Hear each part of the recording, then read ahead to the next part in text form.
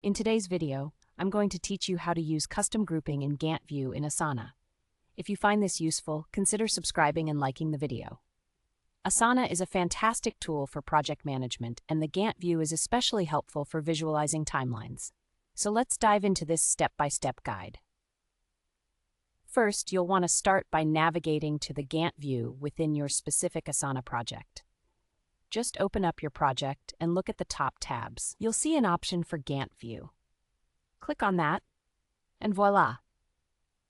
You're greeted with a visual timeline of your project.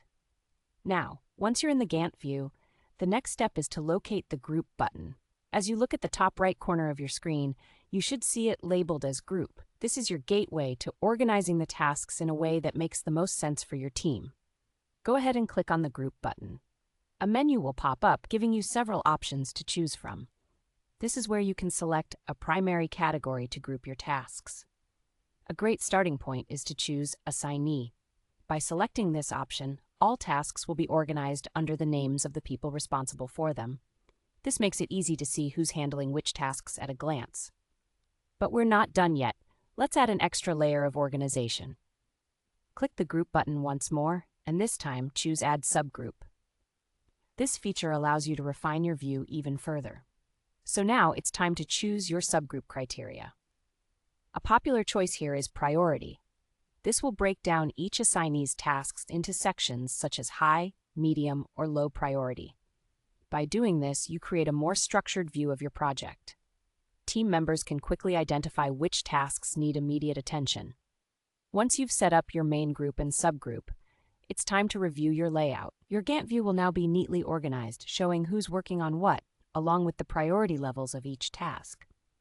This approach not only helps in tracking progress, but also fosters accountability within your team. If you're managing multiple projects or a large team, this custom grouping can be a game changer. You'll find that it streamlines your workflow and enhances communication among team members.